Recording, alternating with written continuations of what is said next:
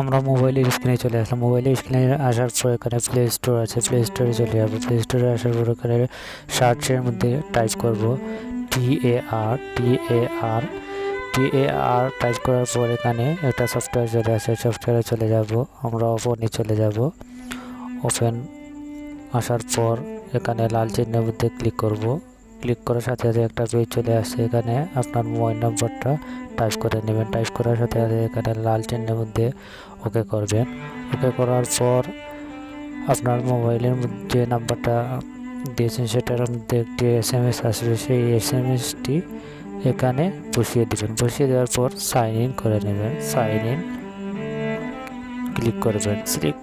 Sign in click করার সাথে sign in successful হয়ে যাবে। এখানে অ্যালাউ করে নেবেন। অ্যালাউ হয়ে গেল।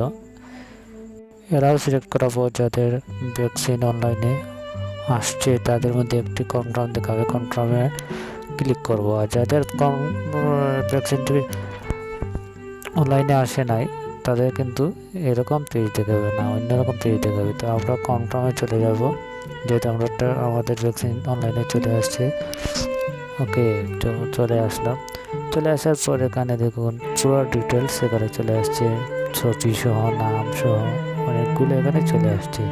কী ভ্যাকসিন আপনি দিয়েছেন সেটাই কিন্তু এখানে চলে আসছে। তো আমরা এখানে দেখুন ছবির মধ্যে ক্লিক করব। ছবি চলে আসছে। আমরা এখানে ক্লিক করব। ক্লিক করার সাথে সাথে আপনার পুরো ডিটেলসটা এখানে চলে আসবে। যারা আমাদের এই চ্যানেলটি সাবস্ক্রাইব করেন নাই, এখানে সাবস্ক্রাইব করে পাশে থাকা বেল আইকনটি অন করে আমাদের সাথেই থাকুন। পেজটি কিন্তু অ্যাকাউন্ট লোড হয়ে গেছে, চলে আসছে আমাদের মোবাইল স্ক্রিনের সামনে চলে আসার পর আমরা পেজটি এখন ডাউনলোড করে নেব। ডাউনলোডের জন্য উপরে চলে যাব, উপরে ক্লিক করব। ক্লিক করার সাথে সাথে দেখুন এখানে একটি পেজ চলে আসছে। ঠিক এভাবেই আপনার মোবাইলে পেজটি শো করবে। শো করার সাথে সাথে যেভাবে এখন শো করছে সেভাবেই কিন্তু সেটাই সেভ হবে আপনার মোবাইলে।